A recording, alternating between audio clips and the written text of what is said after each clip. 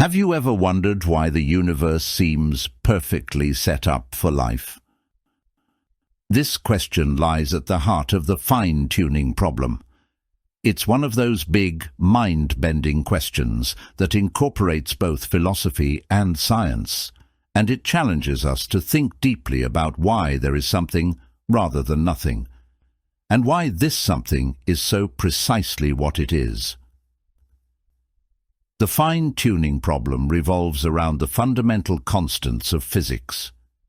These constants, like the strength of gravity, the charge of an electron, or the speed of light, have very specific values, and what's striking is that even the smallest change to these values would have made the universe completely inhospitable to life, or possibly even unable to form in the first place.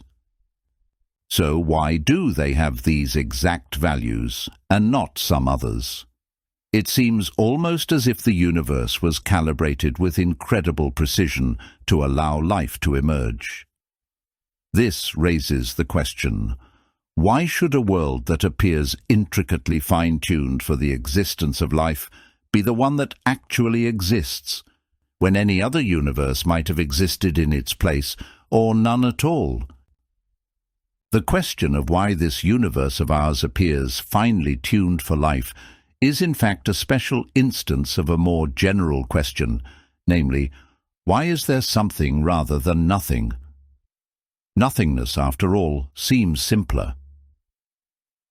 This complex and specific outcome cries out for an explanation, some reason that serves as the foundation for why things are the way they are.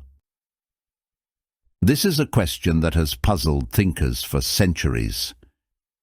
Some philosophers and scientists see the fine-tuning of the universe as evidence of a creator or a higher power, an intelligent designer that carefully calibrated the initial conditions to produce a desirable outcome.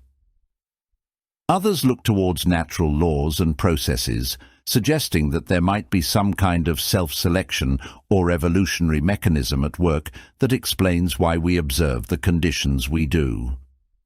Still others challenge the idea of nothingness, arguing that absolute nothing might be impossible, or that nothing is inherently unstable and inevitably gives rise to something. Then there are those who entertain the idea of an eternal multiverse, where all possible universes exist, and we just so happen to be in one of the universes wherein life turns out to be possible.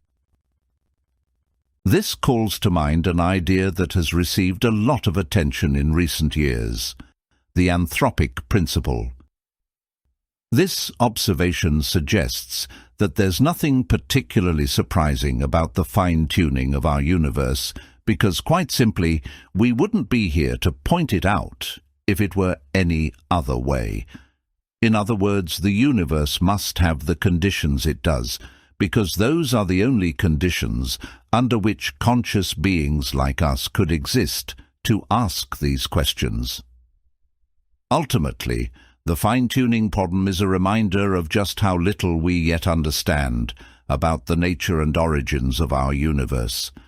It's an enigma that pushes the boundaries of not only knowledge, but of cognition itself, inviting us to explore the true nature of the cosmos and our place within it. Why do you think we find ourselves here, and what do you think we are here to do?